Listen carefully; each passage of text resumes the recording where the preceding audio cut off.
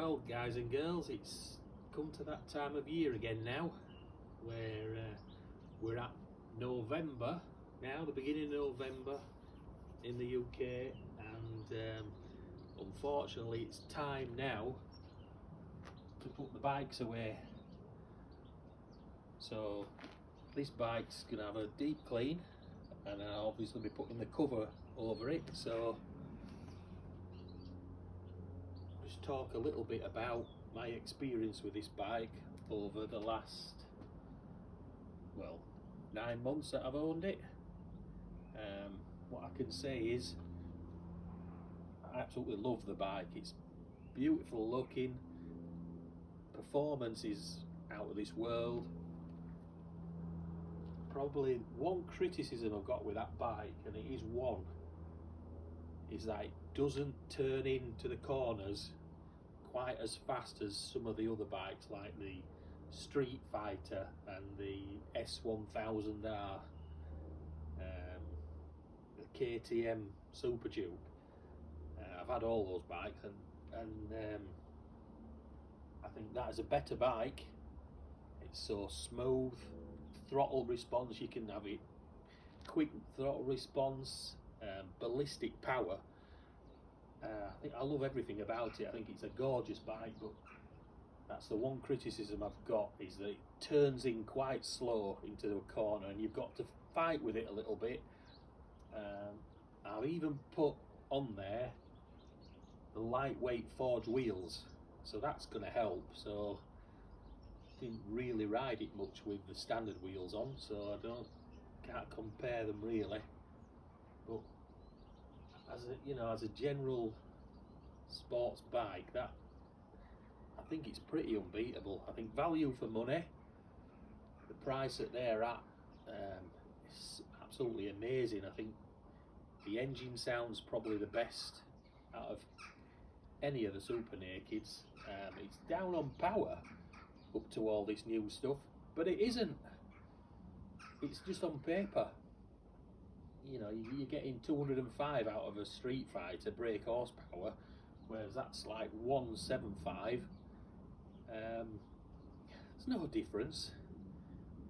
On the top end, I think the Street Fighter might pull away a little bit, but down bottom, down grunt and everything, that I just don't understand the difference in the horsepower when that performs the same. But anyway, my review is that the bike has performed superb. I haven't had any faults with it really. Well, I've had a fault, I suppose.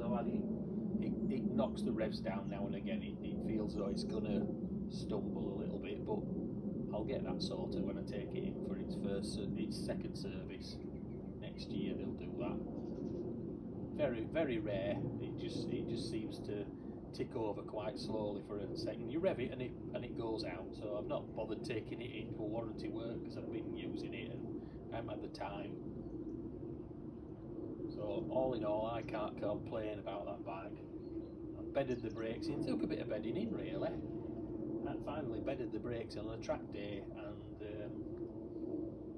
absolutely superb. I thought they were a little bit, not enough keenness to them really, but after the bedding in and adjusting of the brake lever, I've got them absolutely keen now. You could lift the back wheel up if you braked so hard. It's that good. So everything about that bike, the style of it, the power, riding position, I think for me is the best Super Naked bike out there at the moment. So we'll just do a little close video of the bike. It wants a little wash before I put it away. Things I've done to it, and then it's going away in the blanket, and it ain't going to be seen again till spring. So let's just have a look. So firstly, we put the Krapovich exhaust on, which is mandatory on one of these. That gives you another mode, I think, in in the power. We've put obviously the Evotech hanger on. Evotech tail tidy. This sun's terrible, so it's a nice addition to the bike. That just straightens it out a little bit.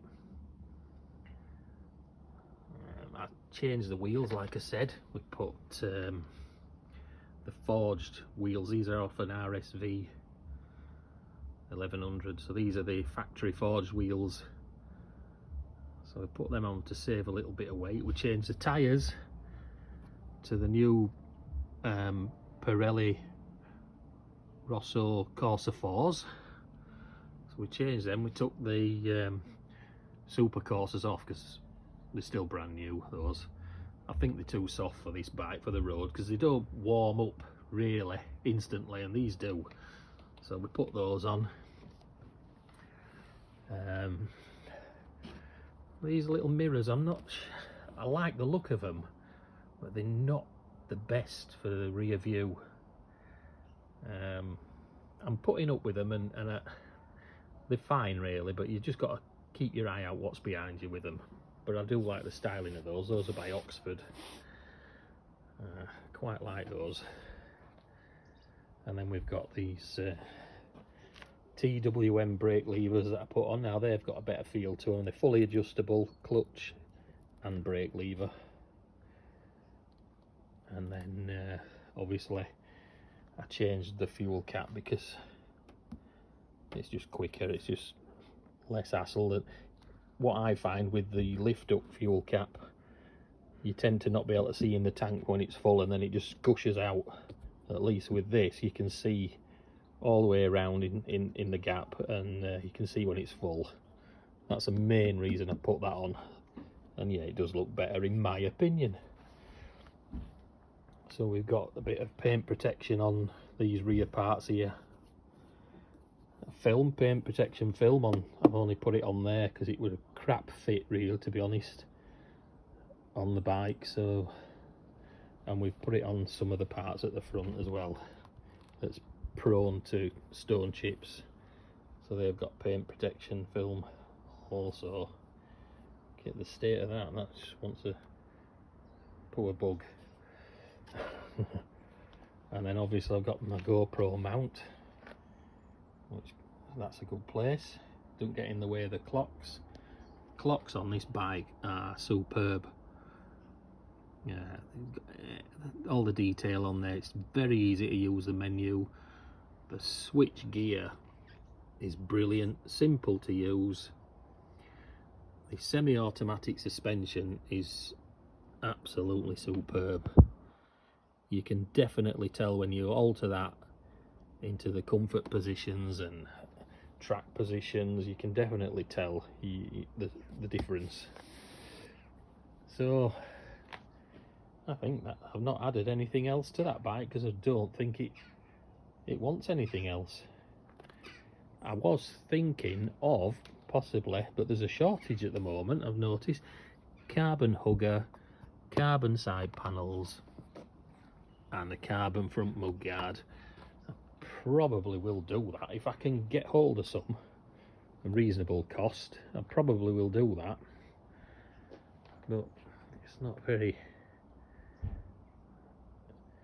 the best day to take this video because the sun's on that bike and you're not really seeing it as you should. But there it is, my lovely Tuono V4 1100 factory, and it's now going away in the garage, and it's not coming out till, when I say spring, I mean the end of March. It's going away in the garage. Cover it up, so I ain't gonna see that bike again till I take the cover off early in the year next year. So I hope you've enjoyed this short video. It's not a full review, it's just a few things that I've picked up on ownership of the bike. I absolutely love it. I don't think there's another bike out there. It's all personal choice, but I don't think there's another bike out there that competes with that on looks at the moment. hence why I'm keeping it another year. I normally swap my bikes every 6 months or 12 months and get the latest thing that's come out. But there's nothing on the market at the moment that beats that. I nearly went for the BMW M1000R, but the reviews from the vibes through the bars, that's just a no-no till they sort that vibey bar problem out. And I probably wouldn't swap it for one of these anyway. I think at 25 grand and these are like 17 grand, there's no comparison. And look at the quality of this swinging arm. Look, what other bike can you tell me has a quality swinging arm? Welded swinging arm, the same as that. Well, I'll tell you, there aren't any road bikes that's got a better quality swinging arm than that. Also, it's got a proper full aluminium frame. Superb, just how bikes should be built in, rather than building off the engine and using that as a stress member. This is how a bike should be built. But Aprilia, I think one thing I would have done, and I think on the RSV race version of this, I'm quite sure that the headstock is adjustable. Now, if this had an adjustable headstock where you could, instead of the forks leaning forward, where you pull the forks back a slight bit, this bike would turn in a lot faster. Maybe not be as stable on the straights, but it'd turn in a lot quicker, which would suit me. So like I said, that's the only criticism I've got of that bike, is the turning in on it is slow. You've got to more force it round the corners, really. Anyway, that's going away. I'm going to continue to run the Kawasaki Z900 RS through some of the winter. Not when the salt's down, I won't, but I'm going to continue to run that when I get a nice day. That's going out. This one's going away. I've still got the GSXR project in there, which I might start and do some of that this winter. It depends. So, you know, stick around to the channel, and you can sign up to the channel if you like. Give it a follow and a like, and I'll try and keep posting things over the winter. So it's very short of posting is the internet on motorcycle stuff over the winter. So I'll try and keep going with something.